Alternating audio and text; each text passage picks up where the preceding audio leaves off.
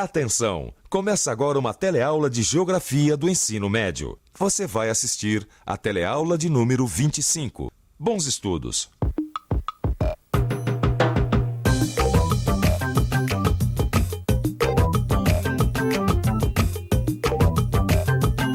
Você viu na teleaula passada de Geografia que o processo de urbanização brasileiro foi veloz e intenso, se dando em apenas algumas décadas, enquanto em outros países aconteceu de modo mais gradual. Mas quais as características da modernização no Brasil? É esse justamente o tema da nossa teleaula de hoje.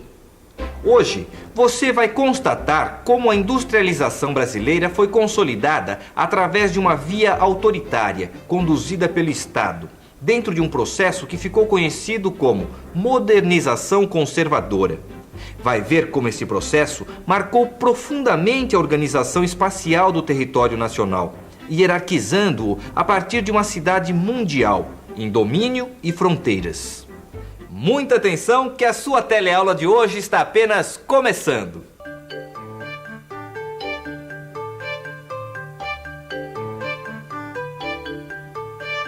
Qual a importância de São Paulo na estruturação do espaço brasileiro? Para responder essa pergunta, é preciso recordar a importância da metrópole paulistana na formação da rede nacional urbana. Você vai se lembrar que essa urbanização aconteceu de uma maneira muito rápida e com a liderança de São Paulo e o seu parque industrial. Mas qual a importância dessa cidade brasileira na rede mundial de cidades? Vamos dar uma olhada no que a professora Maria Adélia de Souza tem para dizer. No Brasil, a metropolização expressa a rapidez com que se urbaniza o espaço nacional.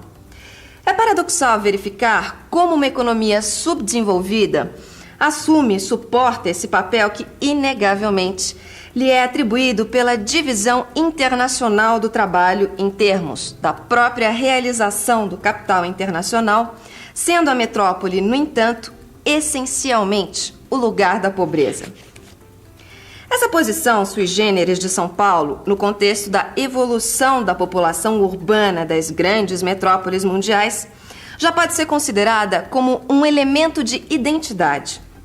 São Paulo, metrópole nova que vem se consolidando como tal, apresenta um ritmo surpreendente de urbanização que vai depurando a partir dos anos 70. Engraçado, Gil. Eu não entendi isso que foi dito sobre a posição de São Paulo ser considerado um elemento de identidade. Ué, mas qual a nossa principal característica de urbanização? É a rapidez com que foi feita, né? É, mas tem mais coisa aí também, viu, Vicente? Afinal, como disse a professora, toda urbanização e metropolização rápida se dá numa economia subdesenvolvida. E é a própria economia mundial que exige isso para que o Brasil possa se integrar a essa economia. Por isso que se diz que São Paulo cumpre esse papel, atribuído pela Divisão Internacional do Trabalho, visando a realização do capital internacional. Ah, tá. Aí é que surgem as características desse nosso tipo de urbanização, né? Muita pobreza, muita riqueza, ou como já foi dito, o lugar da riqueza também é o lugar da pobreza, né? Você sabe que eu estava lendo também, Vicente, que uma outra característica da nossa modernização é que ela foi conservadora. É engraçado isso, né? Modernização conservadora. Será que isso é possível? É sim. O que aconteceu foi que no Brasil, toda essa modernização, essa urbanização acelerada, se deu dentro de uma ordem social hierarquicamente organizada.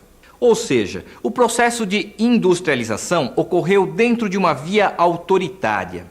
Este modo como se desenvolveu o nosso progresso foi essencial para produzir fronteiras, garantir domínios e consolidar uma cidade mundial articulada com a economia do mundo. Mas você sabe o que são domínios e fronteiras? Entende bem o conceito de cidade mundial? Seria bom você ficar um pouco mais por dentro desses assuntos.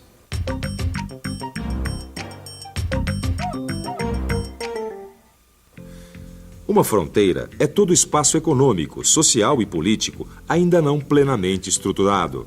É, portanto, um espaço que tem a possibilidade de gerar novas realidades. Já os domínios são áreas consolidadas, com estruturas políticas mais estáveis. Essas estruturas são mantidas através de alianças com interesses locais e regionais que participam do bloco do poder. Foi deste modo que se perpetuaram formas monopolistas de propriedade de terra e do capital.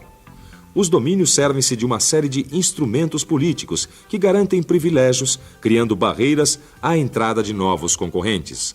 Fronteiras e domínios são articulados através de uma cidade mundial.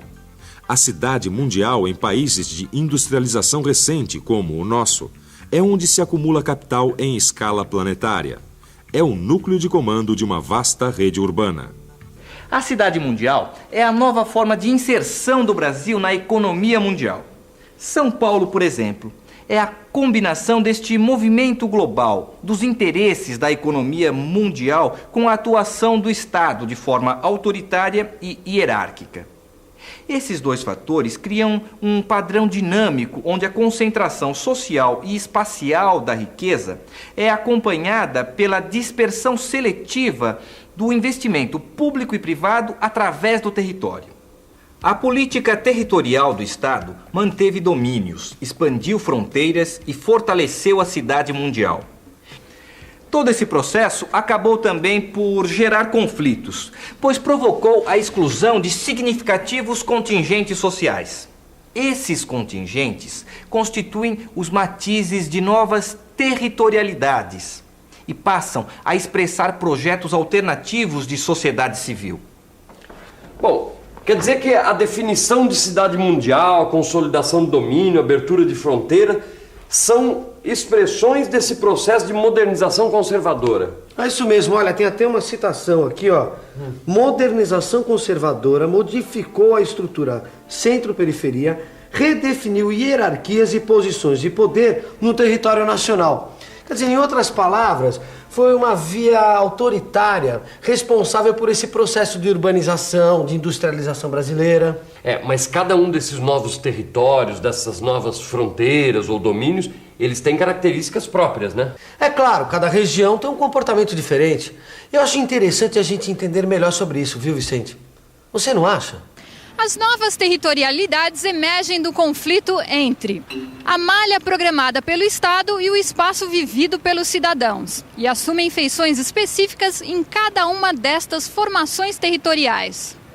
A análise do comportamento das regiões brasileiras tem como referência inicial a classificação feita pelo IBGE, que é o Instituto Brasileiro de Geografia e Estatística. O IBGE realizou uma divisão das regiões brasileiras que é útil para você ter uma visão do processo de industrialização recente do Brasil. Podemos observar as disparidades regionais através da análise dos dados do IBGE. Veja que o PIB da região Sudeste corresponde a mais da metade do PIB do país. Já a região Sul, mesmo tendo a menor área territorial do Brasil, apresenta o segundo maior PIB. Ao contrário do Sul, a região Norte possui a maior área e o menor PIB. No caso do Nordeste, podemos observar que a região possui a segunda maior população do Brasil, mas seu PIB não acompanha essa relação. O Centro-Oeste tem a menor população do Brasil, apesar de possuir a segunda maior área do país. Bom, Vicente, a integração dessa região na nossa história é muito recente. Na verdade, eu acho que ela começou com a inauguração de Brasília, né? Isso mesmo. O processo de integração da região Centro-Oeste teve início com a inauguração de Brasília em 1960.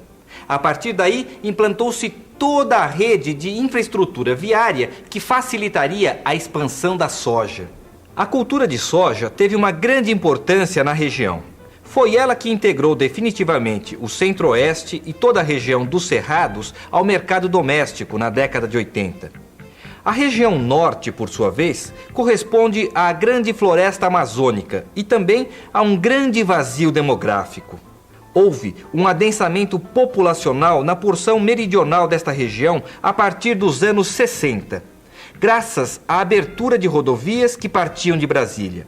Mas até hoje a atividade econômica é em grande parte pontual, ou no máximo em eixos, em cidades dispersas ao longo do rio e rodovias. A partir dos anos 70 foram implantados projetos agropecuários e de mineração. Hoje, Um dos elementos de integração do território com o mercado mundial é o projeto Grande Carajás, que fica na região de Carajás, grande província mineral da região, controlado pela Companhia Vale do Rio Doce. Puxa, Gil, mas eu acho super interessante conhecer um pouco mais sobre as regiões do Brasil, né? Você não gosta? Pô, por exemplo, essa região central aqui, eu sei muito pouco sobre ela. Você não gostaria de saber mais coisas sobre essa região? Claro, mas vamos deixar isso para a próxima teleaula. Ok. Que tal a gente fazer uma revisão sobre esse assunto? E atenção, se liga aí que é hora da revisão. Na teleaula de hoje, você verificou que a industrialização brasileira foi consolidada através de uma via autoritária. Constatou que esse processo ficou conhecido como a modernização conservadora. Viu como ele marcou a organização espacial do nosso território, hierarquizando-o a partir de uma cidade mundial em domínios e fronteiras. E conheceu melhor o comportamento de cada região brasileira numa classificação definida pelo Instituto Brasileiro de Geografia e Estatística, o IBGE. Todas as informações que você teve hoje podem ser aprofundadas e fixadas com a ajuda do seu livro de estudos. Aproveite enquanto está tudo quentinho na sua cabeça e leia a unidade relativa à aula de hoje. E até a próxima!